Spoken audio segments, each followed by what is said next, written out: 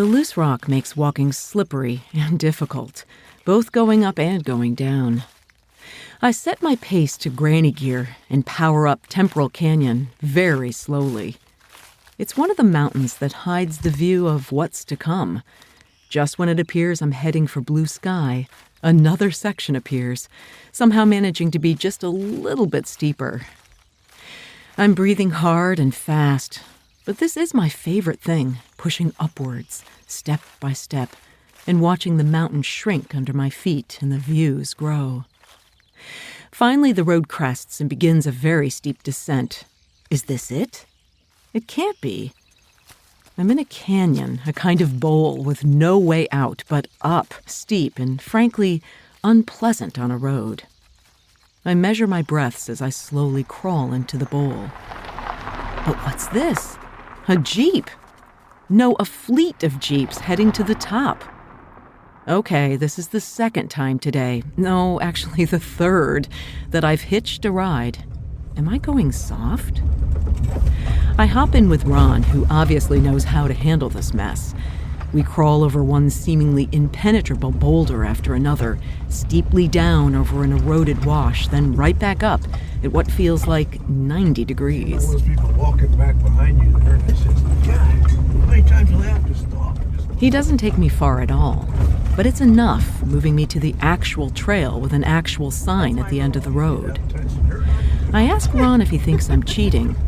The way I see it, he says, you're wearing rubber shoes and there's rubber under this Jeep on the road. So, it all counts. I'm happy to get a ride. I don't think it's cheating if you're on the exact same trail I'm on. That's my rule. You're listening to the Blissful Hiker podcast. I'm Allison Young, the Blissful Hiker, sometime professional flutist, sometime voice artist, and full-time pedestrian.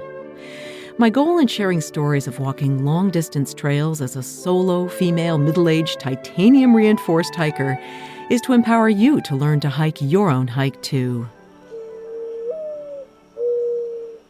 When the morning star rises, that means the sun will come up soon. But it's cold, and I'm toasty warm in Big Greenie, my Western mountaineering Versalite sleeping bag. I shiver changing from a sleeping tee back into my hiking uniform plus fleece and a down coat. Then pack up and get moving. I'll eat along the way once I need to change back out of all of my warm gear. I'm walking the Arizona Trail and cowgirl camped in a cow meadow about 7 miles from Patagonia, my first stop to resupply.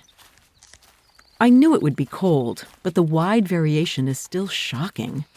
The trail is a roller coaster of up and down through thick grass laced with sharp thorns and in and out of sun and shade. I shiver as I drop down into a draw. I thought I heard people pass as I got set up last night, but I count 6 tents down here. The trail moves out of the cow pies and into views of hills upon hills. I pass a trail crossing that leads to a road and an explanation that the Arizona Trail Association is trying hard to keep us off roads. How nice of them, as I head into a seemingly endless series of PUDs, pointless up and downs. Okay, maybe that's not fair. I'm just tired, and I haven't been able to eat much. Right now, uphill is making me sick. Just when I think I've hit the flats and I see a way out, the trail zooms right back up. In one low area near a wash, I count 3 more tents, then another. Did anyone cowgirl camp last night? I'm beginning to feel kind of badass. Soon I reach a gate at a high point, and at last I see the town ahead, far ahead. But I'm making progress. It's still ups and downs, but at a smaller degree until I reach a road. Almost right away, Judy stops to pick me up. She's on her way to volunteer at the church, and she says she only picks me up because I'm a woman. She drops me a mile ahead at Ovens of Patagonia, where I have a ginger ale to set my queasy stomach. Is it the altitude? The lack of salt? Maybe all this hard work. I've got no idea. I've never felt this sick on a hike before. It's not food poisoning or giardia, just kind of a weak feeling. Well, a Nero is in order, a kind of half-day off, and I stay overnight in luxury at the Stage Stop Hotel watching movies and resting up. Maybe this was just too much, and I don't really have what it takes anymore. My sleep is restless, and I need an alarm to wake me up with no morning star to signal the day's begun. Even in gloriously comfortable sheets and absolute silence, I sleep poorly, concerned about soreness, my low energy, and that nausea. Jerry at the stage stop assures me I need to drink a lot more water than I think, so I camel up before starting. Puddles in the street indicate it rained last night, but I never heard it. I just see beautiful remnants in clouds catching the rising sun. I stop at the market for a breakfast flauta and wave at truckers passing. The Day of the Dead Museum proudly displays skulls on the front lawn. A coffee shop uses the honor system for fresh grounds left in a locker. I do love this aspect of through hiking, leaving a town by a paved road, past the school and homes, one with a Trump flag, another with water for through hikers. Soon the road becomes dirt, slowly gaining altitude and aiming straight for a massive peak I saw from the Canelo Hills. Am I meant to climb that? I don't think so, but I will climb 2,500 feet today. It's going to be a long one, but I feel good after my rest, and all that water is having an effect. I'm more alert and energized and less sore, though I do have to pee every half hour. It's easy walking, slowly ascending. I reach a sign that tells me I've entered the national forest and that all who drive here need a license. I'm carrying 2 liters, and I stop at some pools of water for a snack and another liter. If the water's inside me, am I still carrying 2 pounds? The views back to the mountains I crossed these past days are stunning. I can see all the way to Mexico. I sit on a downed log and I see a spot recently cut. It looks flat, so I choose it without using my mini sit pad. Oh, that was my first mistake. Something bites me on the back of my leg. I don't see anything, but I feel a burn. As I continue, the road gets rockier and much harder to walk on. Just then, a truck shows up. In a split second, I create a new rule. If I'm walking an actual road, it's not cheating to hitch. Henry and James are happy to pick me up, though they reckon it's only a half mile to Anaconda Spring where they'll drop me. No problem, I really don't need to walk this. Henry leases land from the Forest Service for his cattle. He's heading out to supplement their diet since the grass is dead now. I tell them how much I love Arizona, and the people are so nice, they both say at once. Yes, they are. I think they like the stream of backpackers coming through. It shakes things up and supports the economy. I like meeting working ranchers who love the land, but they do tell me it's supposed to snow this weekend. It feels a little bit more than a half mile, and I'm grateful since they take me deep down and back up one section I was glad to skip. I do ask them, though, for one small favor, but I've got to take my pants down. I can't see the bite because it's at the back of my leg, and I wonder, how bad is it? James takes a peek, so they give me a half-empty tube of hydrocortisone and wish me luck. I sit on beautiful limestone smoothed by rushing water. Right now it's more of a puddle, so I use a bit of pantyhose to pre-filter the water before pushing it through my Sawyer squeeze. I no longer squeeze, to be honest. Instead, I let gravity do the work. I take in yet another liter and continue heading up. It's lovely in here. Faded blonde grass, oak and juniper, and mountains in the distance. The air is a perfect mix of frigid breeze and hot sun. I barely sweat. 2 backpackers come towards me, Little Furnace and Kraken section hiking. They seem happy enough, and I wonder if they camped nearby. It's still a long way to more water, and now on rolling rocks that hurt my feet.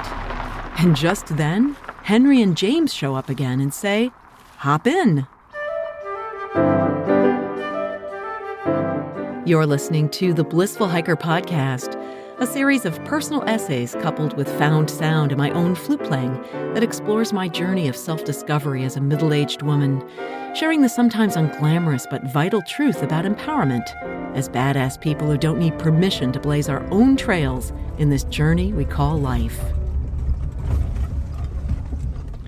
This time the ride is not far at all, a quarter of a mile, maybe. But it's an ankle twist waiting to happen.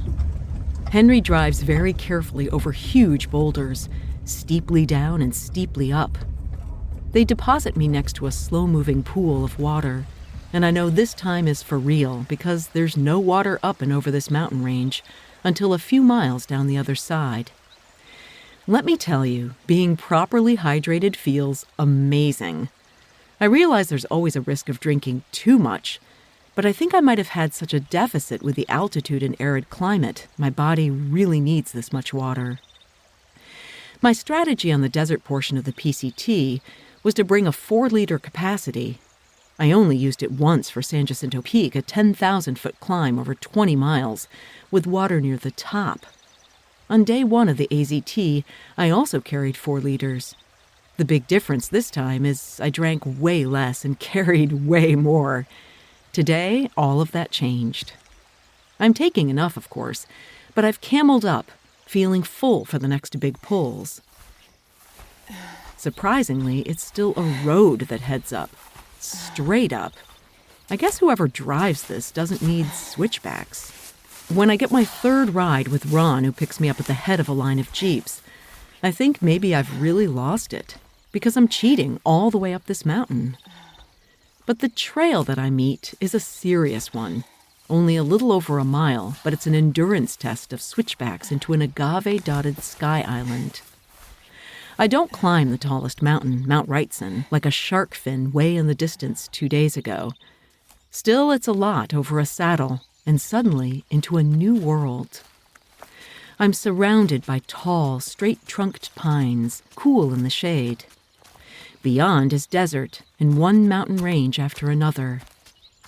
I drop down into Walker Canyon on a seemingly endless series of switchbacks, descending quickly to Bear Spring.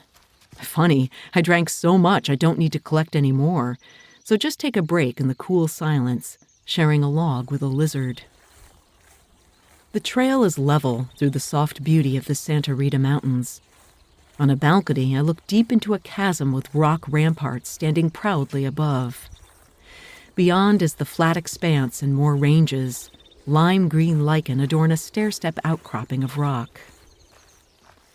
I join a dirt road again at Gardner Canyon, absolutely empty, though many large campsites tell a story of what might be coming this weekend. I cross a stream and leave the road for a beautiful path, again on a balcony with unobstructed views. Along this gorgeous path, signs tell the story of a complicated hydraulic mining venture to use jets of water to get at gold deposits. With scarce resources, the plan was to create a system to move the water uphill to where it was needed. It worked, and I walk over the original pipes, but alas, there wasn't enough gold to make it profitable. I leave this lovely trail and drop into a gulch. A campsite sits next to green algae water. It will be an icebox in here tonight. So I continue on to a road surrounded by grass and gnarly oaks. A backpacking couple is there, Olivia and Brandon, newly engaged. We started the thru hike before, she tells me, all smiles. That means he popped the question within the last few days. Sadly, she twisted her ankle, and they're waiting for a ride. It's still too early, but I look for a campsite. 2 men are riding horses and trying to lasso a steer, so I keep moving through. At the trailhead, I wave in the distance to a backpacker with his tent already set. It's low here and will be cold, plus it's Friday and bound to get busy. So I stay on the trail and walk steeply up, eventually reaching a plateau. Near a gate, a small trail leads to a central high point, a sort of island within an island. Mountain ranges surround me on 3 sides, including the monster I climbed today. It's beautiful here, but I wonder what's happening to my resolve. Is accepting rides when walking the road permissible? It's not as though I didn't work hard today and hike far, and I was literally walking on a road when the cars came by. I didn't skip an entire section. I puzzle over my choices as the sky turns pink, and I get dinner ready. I decide to sleep in the alley coop because I really need my legs to hang akimbo, and it's much easier to do in a tent. This walk is different because I wasn't able to set aside unlimited time to finish it, and I sort of need to keep moving ahead. Lots of it is rock-filled road that feels hard on my feet and frankly is kind of boring. But I can't tell if it's just my sore limbs and the fact that I'm struggling to move well that's coloring my mood and allowing me to accept those rides that just seem to magically appear. Then again, maybe it's just too early in the hike to be pushing so hard. I really don't know. And it's time to sleep now in my magical campsite in the air. You can subscribe to Blissful Hiker wherever you get your podcasts, and please leave a review on Apple to help the show get discovered. Blissful Hiker is on Patreon right now. You can support the show financially as a patron, help me get on trail to collect sound and create these stories. Find a link to Patreon in the show notes or at blissfulhiker.com. Next week, I start to find my rhythm without putting my thumb out. Until then, my friends, kia kaha and happy trails.